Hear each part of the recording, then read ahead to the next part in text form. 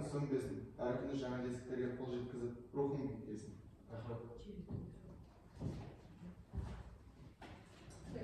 Жақсы, рахмет ұлдарыңыздар. Олар бірден екі топқа бөліне кетеміз.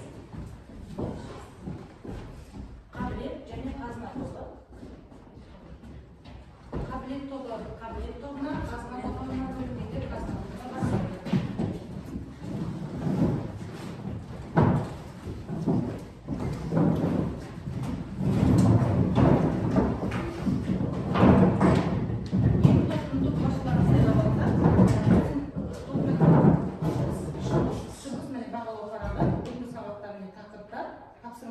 Ондық балдық жүйемен бағаланады балдар. Әр тапсырманың тұсында балдық жүйе көрсетілген. Сіздерде кім? Жақсы, нәтиже. Оқушыларды бағалауға үшін әр тапсырма бойынша. Үйге қандай тапсырма берді балдар? Шығармашылық жұмыс, яғни өз шығармашылықтарының бойынша эссе жазу, өлең жазу тапсырмасы берілген болатын. Қанекей кім оқиды? Ілияс.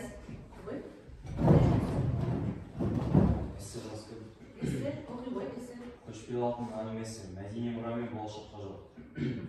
Талал Сұлтанбековтың көшпелі алтын әңгімесі қазақ халқының ежелгі даналығы мен көшпелі өмір салтын бейнелейтін туынды. Бұл шығарма тарих пен дәстүрді, ерлік пен арманды ұштастыра отырып, қазақтың табиғатпен үйлесімді өмір сүруін, батырлық пен адамгершілік қасиеттерін көрсетеді. Әңгімедегі көшпелі алтын тіркесі тек материалдық байлықты емес, ұлттық бірегейлік пен рухани құндылықтарды да білдіреді. Дала кеңістігі, табиғаттың әсемдігі мен өмірдің қиындықтары, қатар суреттер қазақ халқының өмір сүру салты мен батырлық рухқа айқын көрініс табады. Талал Сұлтанбек шығармаларында өткен мен бүгін байланысы ерекше орын алады. Бүгінгі технологиялық дәуірде де халқымыздың мәдени мұрасы өз маңызын жоғалтпайды. Өйткені әрбір ұрпақ өз тарихын жалғастырып, болашаққа сеніммен қарауы тиіс. Көшпелі алтын тек өткенде еске алу ғана емес, болашаққа бағыт сілтеу, рухани байлығымызды сақтау жолындағы маңызды шығарма. Мұндай туындылар халқымыздың мәдени мұрасын ұрпақтан ұрпаққа жеткізуге үлес қосады. Жақсы, жарайсың, отыра ғой.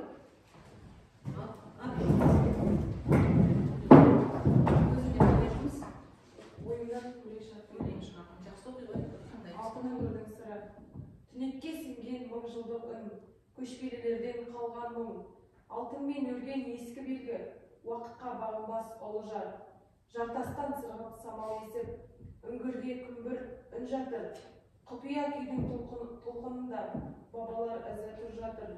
Жұлдыздар сырын жерде үнсіз, ай туып көкті шарлаған. Бір кезде мұнда алтын тұнған, ерлікпен даңқтан жаралған. Кім ашар тағы сол көмбені, кім тыңдар үнсіз әндерін. Көшпелі рухтың асқақ ізі, жер жастанған мен сөнбелі. Жақсы, отыра ғой, тамаша. Ары қарай. Санжар.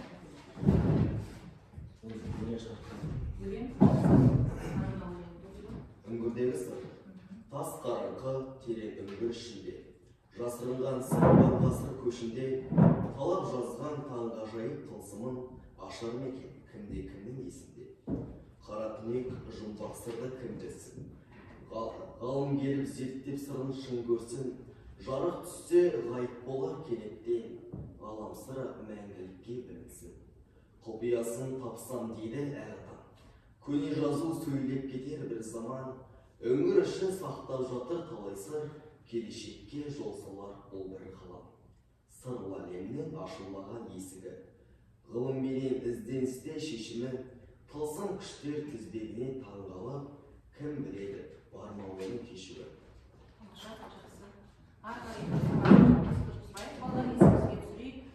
Талап Сұлтанбековтың көшпелі алтын шығармасындағы үңгірдегі сыр бөлімі бойынша есімізге түсірдік. Тағы да жалғастырамыз ары қарай тапсырмаларымызды, сұрақтарға жауап береміз. Әңгімеде қандай қазына туралы айтылады бұлар?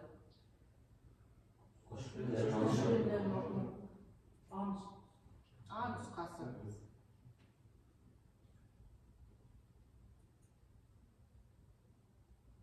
Басты кейіпкер кім?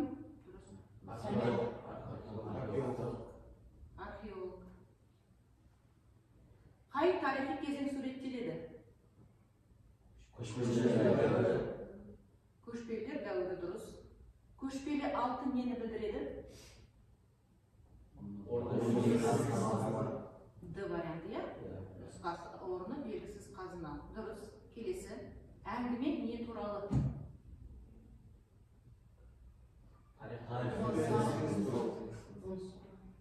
Тарих пен ізденіс туралы. Дұрыс.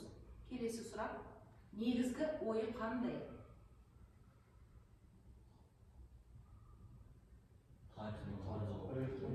Тарихтың құндылығы барлығы осы нұсқада тоқталып тұрсыңдар ма?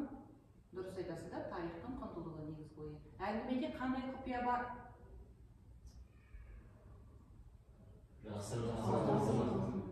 А нұсқасы, иә? Жасырын қазынаның орнын тексерейік. Дұрыс. Ары қарай жалғастырамыз ендеше. Келесі жалғастырып, бүгінгі сабақта өңірдегі сыр бөлімін ғана жалғастыратын боламыз, балалар. Бүгін тапсырма орындап 10 балдық шкаламен бағалаймыз. Сабақтың мақсаты көркем шығармадағы көтерілген мәселелердің жаңашылдығына баға беру. Шығармадағы көркемдегіш құралдардың орны мен қызметін талдау. Жақсы. Ендеше біз шығармадағы көркемдегіш құралдарды табамыз. Шығарманың мәселенің жаңашылдығына баға беріп сөйлейміз. Ендеше балалар, біз ары қарай парасатты диалог құрайық. Парасатты диалог құру үшін өздеріне мынадай тапсырма беріледі. Тапсырмада әр топ өздерінің пікірлеріңді айтып, парасатты диалог құрасыңдар. Яғни жазуға да болады. Бір мәтінге қарай отырып, парасатты диалогтарды айтатын боласыңдар. Ойларыңды жинақтаңдар.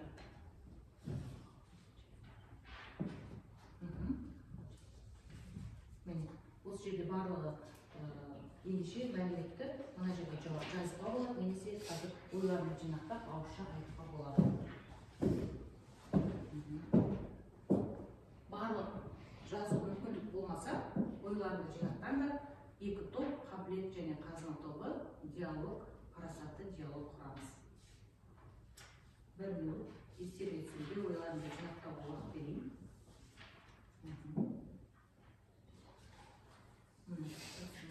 Сұрақта жауаптар болса, мына жерге жазуға болады, немесе қазір диалогқа түсіп, ауызша айтуына болады. Ауызша пікірге қосылмайтын дегендер жазбаша түрде тапсырмаларын орындайды. Дайын болсаңдар, шапалық, 3 шапалыққа белгі береміз. Қай топ дайын екен? Дайын болсаңдар, белгі беріңдер. Дайынсыңдар? Жақсы. Өздерің қазына тобы дайын, қабілет тобы дайын екен. Ендеше екі топ бір-бірімізге қараймыз.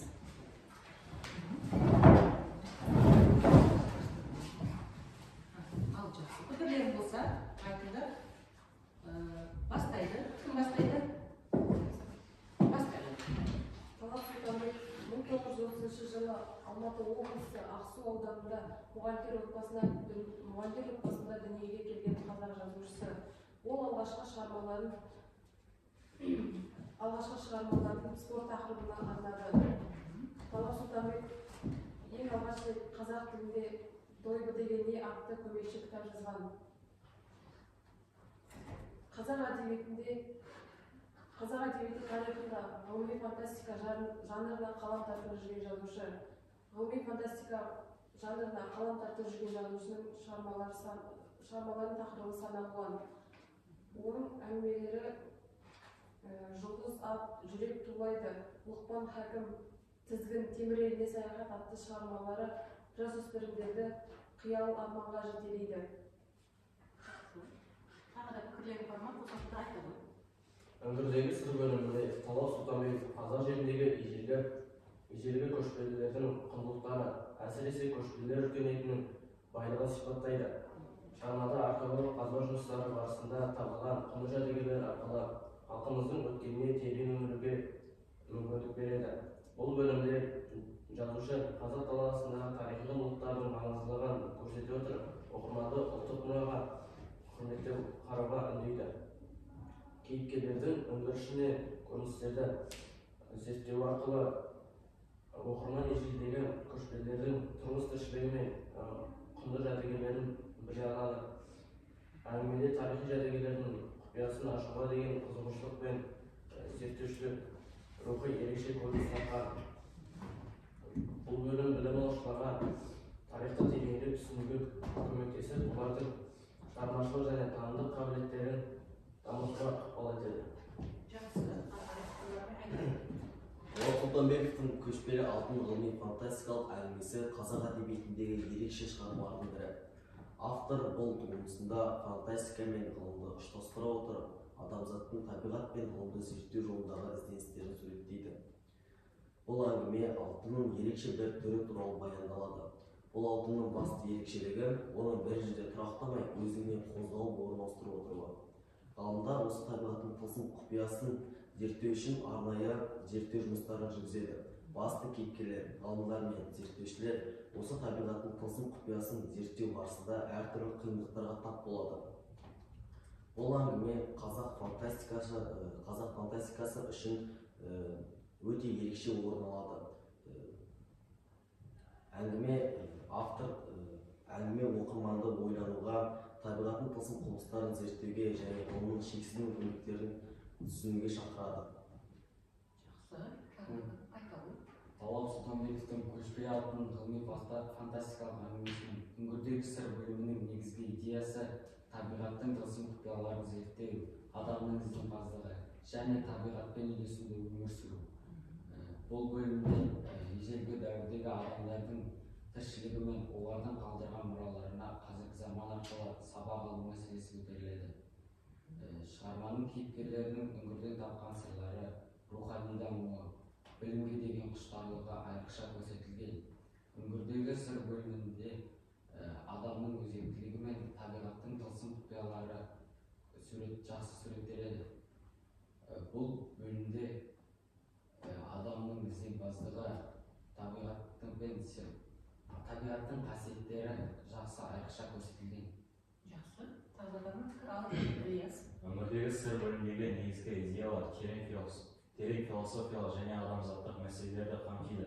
Бұл бөлімде адам мен табиғат арасындағы байланыс, ізденіс пен жаңалық ашу, ашкөздіктің қауіптілігі және рухани байлықтың маңыздылығы жайлы идеялар көрініс табады. Адам мен табиғат арасындағы байланысқа келетін болсақ, үңгір ішіндегі құпиялар табиғаттың адамға қойған жұмбақ іспетті. Ол адамзаттың табиғатта құрметпен қарап, оның құндылықтарын қорғау керектігін насихаттайды. Табиғат тек байлық көзі ғана емес, сонымен қатар рухани дамудың қайнар көзі болып есептеледі. Ізденіс пен жаңалық ашуға келсек, үңгір ішіндегі сыр адамның шексіз ізденішті қасиетін көрсетеді. Кейіпкерлердің үңгірдің құпияларын ашуға деген құштарлығы, олардың білімге, ғылымға деген ұмтылыстарын бейнелейді. Бұл адамзаттың жаңалық ашуға деген құлшынысының мәнді екенін көрсетеді. Ал ашкөздіктің қауіптілігіне келсек, үңгірде жасырған алтын адамға материалдық құндылықтар үшін жауапкершілікпен қарау керектігін ескертеді. Ашкөздік пен шектен шыққан байлыққа ұмтылудың салдары ауыр болуы мүмкін деген ой астарланады. Рухани байлықтың маңыздылығына келсек, материалдық құндылықтардан гөрі рухани құндылықтардың, адалдықтың, бір-біріне деген қолдаудың өмірдегі басты құндылық екені дәріптеледі. Тамаша пікір, өте тамаша. Рухани құндылық бізде басты бірінші орында. Ары қарай жаңағы пікір бар айтады. Шығарманың басты мәселесі адам болмысының жіктелуі. Шығармада адамның ішкі жан дүниесі туралы жеткізіледі. Және шығармада адамның сыртқы дүниеде оқшауланып, өзінің ішкі жан дүниесін түсінуі және рухани ізденіске атсалысуы керектігі туралы айтылады. Және үңгір ол символдық кеңістік. Үңгір ол қараңғылыққа толы жер. Адам баласы қараңғылықтан жеңу үшін, үңгірдің шыңына шығу үшін өзінің сенімділігі мен табандылығын көрсете білу керек. Және оны көрсете біліп, өзінің шыңға шыққан жеткен адам ол өзінің үлкен жеңіс екенін біледі. Талап Сұлтанбеков шығармасы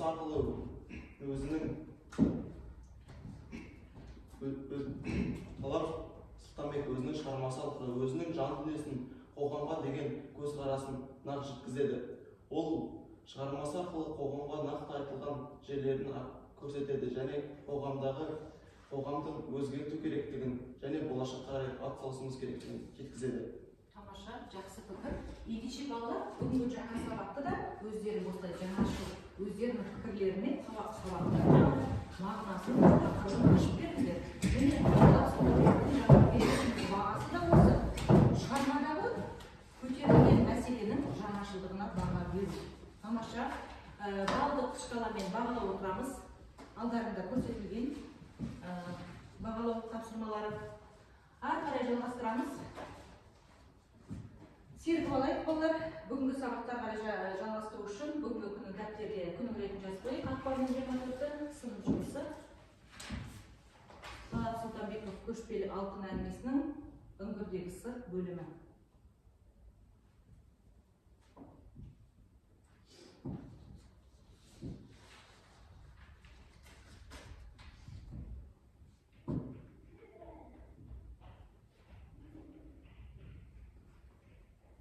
Қажет мәліметтерді жазып отырамыз балалар ендеше, ары жалғастырамыз.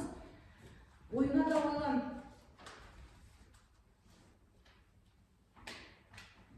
Сергіп алайық.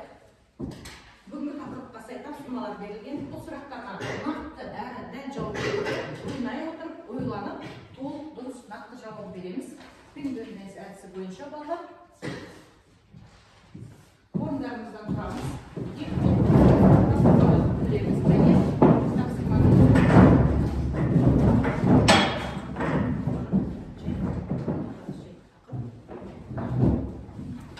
Жауапты нақты дұрыс жауап қылсаңыз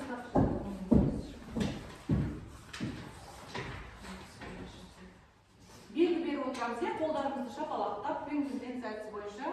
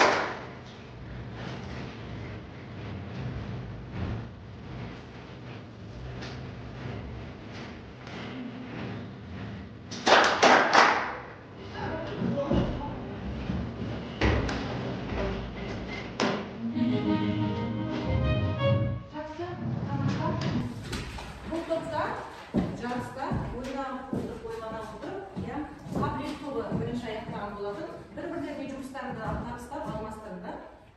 Қатемен жұмыс жасаңдар, егер дұрыс болатын болса, тамаша бағытында баға қоямыз. Өзіңіз бағалау әдісі бойынша. Отырайық, деп болады.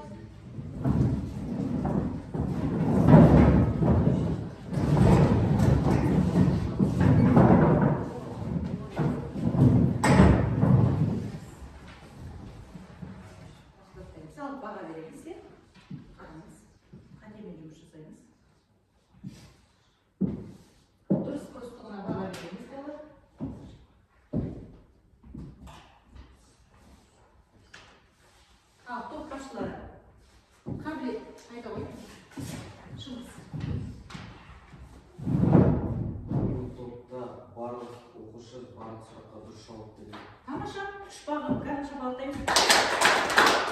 Табыстырайық өздерінде қазына тобы. Қабілет тобыда дәл солай барлық сұраққа дұрыс жауап береді. 10 сұраққа тамаша шапалақтаймыз. Жақсы, ары қарай жалғастырамыз балалар.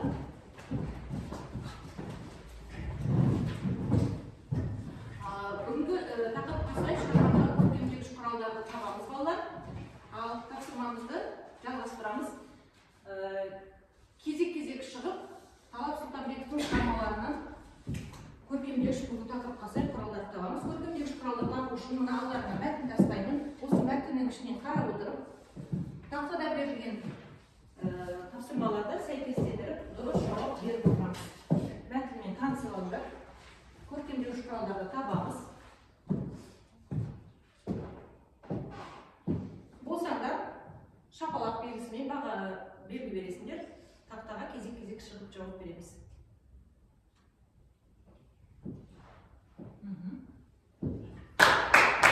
Жақсы. Екі топта жақсы. Ал шыға ойындар кім шығады? Ильяс шыға ойын. Таңдаймыз. Қайсымен? Дарина немесе? Сәйкестігіміз аламыз. Міне, ләжеден қайсын? Колесоны таңдаймыз деп отыр балалар. Ал жақсы.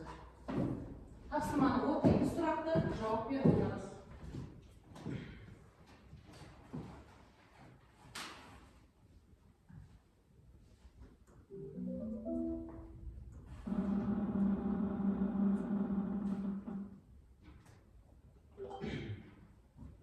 Мың жыл жасырылған құпия алтынның тарихының тереңдігін көрсету үшін әсірленіп айтылған.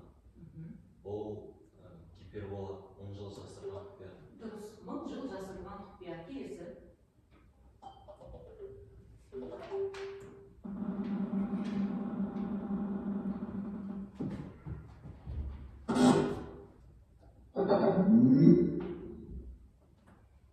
Кең байтақ дала қазақ жерінің ұлылығы мен шексіздігін көрсетеді.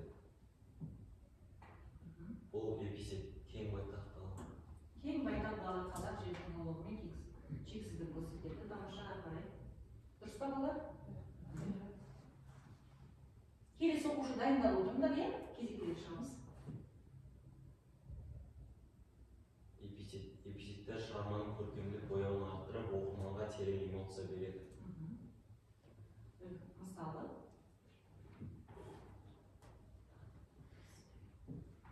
Ал. Бұл нұсқасы асыл қазына, алтынның жай ғана металл емес, тарихи мұра екендігін білдіреді. Эпитет. Жақсы. Тамаша отыра тағы да келесі. Ал, белгі шығады.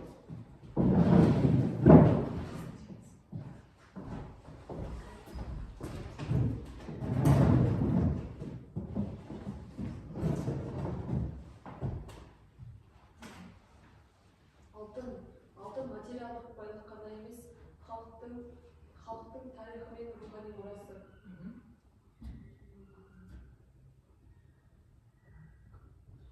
Бұл символизм, астарлы мағына береді. Алтын материалдық байлық қана емес. Дұрыс.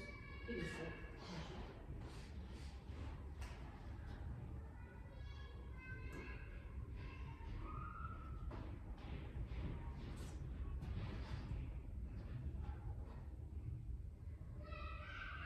Алтын жалт-жұлт етіп күн сәулесіндей шағылысты. Алтынның жарықпен ойнап, табиғатпен үндестігін суреттейді.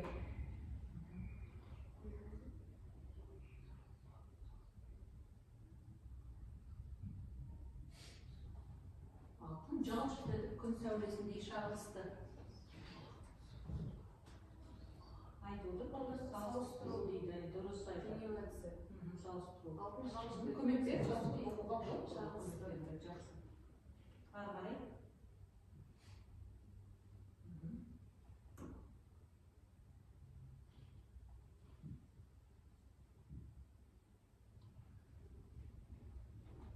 Символизм, астарлы мағына беру.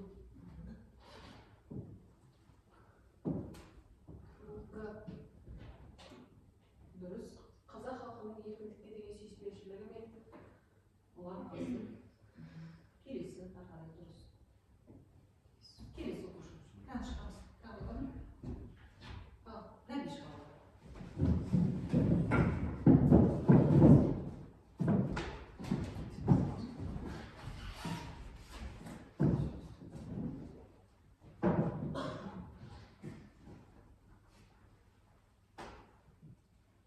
салыстыру теориясы. Салыстырулар арқылы бейнелер нақты әрі әсерлі бола түседі.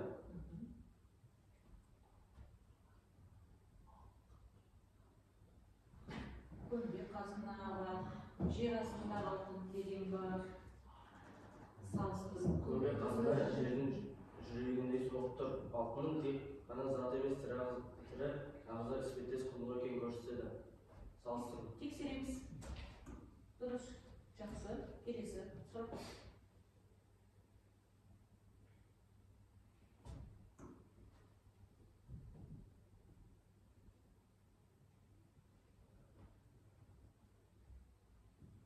Жер ертегі айтып тұрғандай ызыңдады.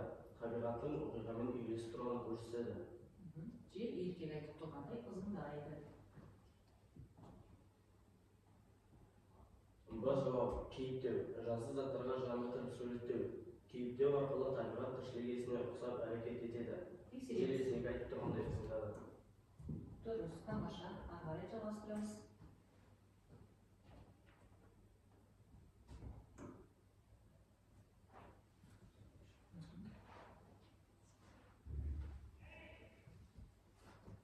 Гипербола. Әсірелеу. Гипербола қайсы? Табалау мысалдары күшінен. Д жауабы. Жердің қойнауы сансыз қазынаға толы. Табиғаттың байлығын асыра көрсету арқылы әсерлі суреттеледі. Гипербола. Тексереміз. Тамаша. Дұрыс. Тағы да келесі оқушы бар ма шағын?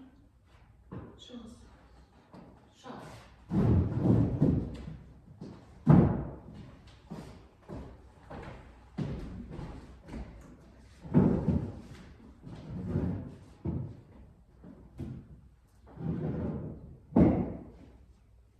Алтын ұрпақ аманаты алтын материалдық құндылықтан гөрі ұлт мұрасы ретінде бейнеленеді. А жауабы. Себебі алтын ұрпақ аманаты. Ал тексереміз. Дұрыс. Тамаша.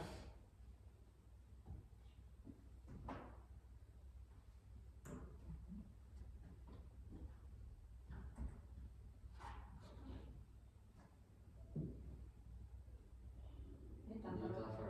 Ауыспалы мағынадағы бейнелі сөздер метафоралар арқылы алтын мен далаға ерекше сипат берілген.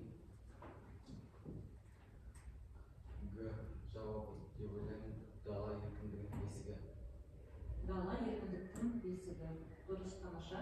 Соңғы сұрақ қойдым қалған берілбекке. Кейіптеу. Жансыз заттарға жан бітіріп суреттеу. Кейіптеу арқылы табиғат тіршілік иесіне ұқсап әрекет етеді. Қай нұсқа дұрыс екен? Г жер астындағы алтын терең тыныстап жатты. Дұрыс айтады. Жер астындағы алтын терең тыныстап жатты. Жансыз затқа жан бітіре сөйлесіп отыр. Тамаша. Оқиға жақсы. Ары қарай. Жалғастырамыз.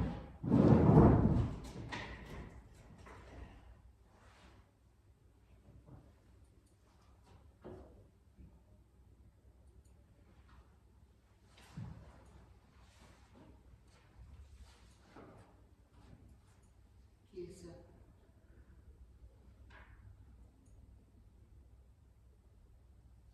Бүгінгі сабақты аяқтап, ойларыңды бекітіп, тапсырманы орындаймыз.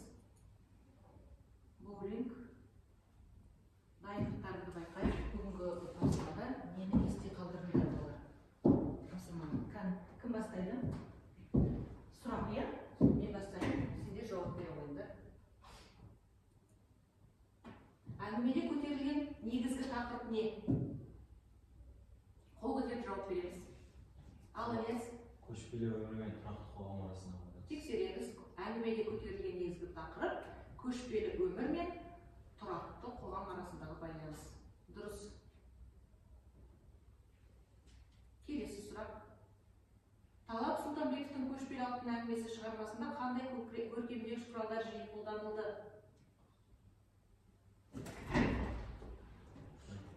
Айтамын. Жантөре айтамын. Барлық жоғарыда аталғандар. Барлық жоғарыда аталғандар бар екен. Өте дұрыс. Келесі сұрақ. Көшпелі алтын сөз тіркесі әңгімеде қандай мағына береді? Жаңа шешіп тастаған досын. Ал енді ойлар. алтын сөз тіркесі әңгімеде қандай мағынада қолданылады?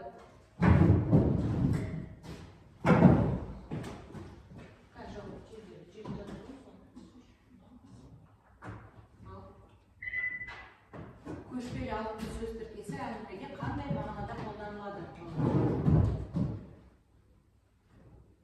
Ал айта ғой. Көшпелі өмірдің тұрақсыздығы мен уақытша қиындықтар. Дұрыс.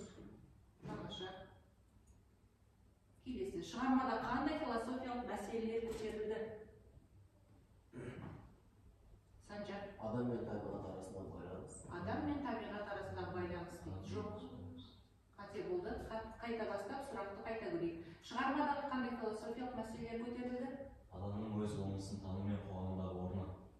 Адамның өз болмысын тану мен қоғамдағы орны. Дұрыс. Тамаша. Келесі сұрақ. Көшпелі әңгімесінде шығармада қандай стиль және тіл қолданған екен балалар? Ал бүкіл айта ғой. Күрделі философиялық тіл мен символикалық бейнелер. Символикалық бейнелер. Дұрыс. Тамаша. Әңгімеде қандай негізгі конфликт байқалады? Конфликт дегенді білеміз ғой, балалар? Әңгімеде қандай негізгі конфликт? Ал Нәби. Көшпелі өмір мен қалалық өмір арасындағы конфликт. Көшпелі өмір және қалалық өмір арасындағы конфликт. Келесі, 7-ші сұрақ. Талап Сұлтанбековтың әңгімесінің жанры? Ал? Ғылыми фантастика дейді. Дұрыс. Келесі сұрақ. Әңгімеде алтын символы нені білдіреді?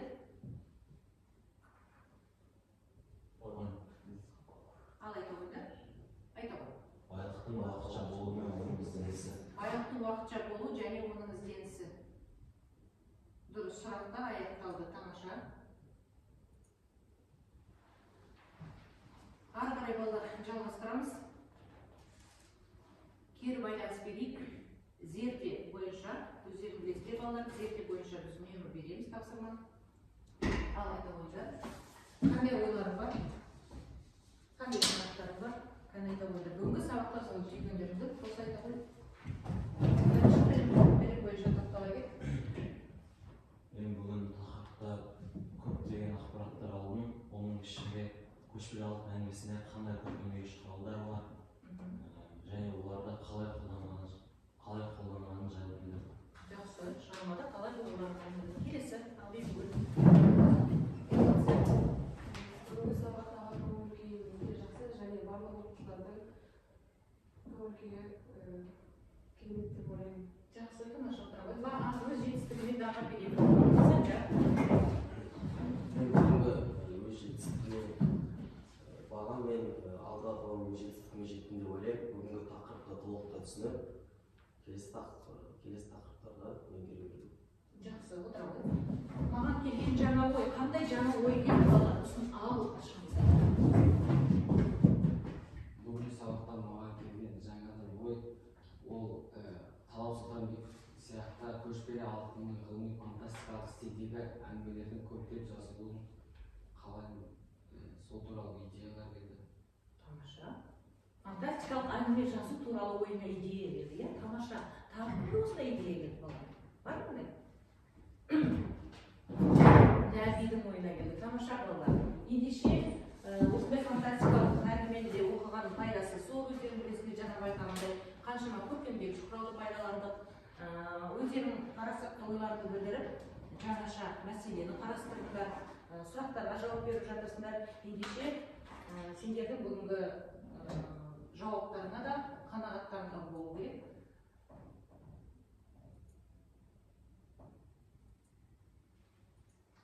Бүгінгі сабаққа белсене қатысқандарыңыз үшін рахмет. Үңгірдегі сыр бөлімін жақсы меңгеріп алыпсыңдар. Жақсы. Ары қарай ендеше сабақты мен де қорытындылап бағалап кетейін. Бүгінгі сабақта қатысқан балалардың, оқушылардың өздеріне топ басшыларын бағалай қой. Тобындағы Бүгінгі сабақта қабылданған оқушыларына мен Ілиясқа 10-10, Саяхатқа 10-9, өзіме 10-9 деген балым. жақсы, тамаша. Үй тапсырмалары эссе тамаша жазылған. Жақсы, келесі. Шыңғыс.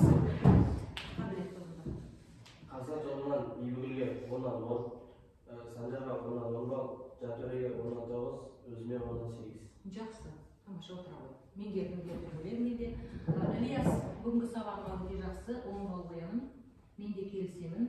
Санжар, өлең шумақтарың өте ұнады, өте көркемдеп, өрнектеп жазып келіпсің, 10 балл қоямын. Бибігүл, сенің де өлеңің тура осындай өрнектеліп, терең оймен жазылған, 10 балл беремін. Нәби, 9 балл, Саяхат 9 балл, сабаққа жақсы қатысыңдар, және Жантөре, саған да 9 балл қоямын. Үйге тапсырма балдар, үйге тапсырма көркемдегіш құралдарды теріп жазып келеміз.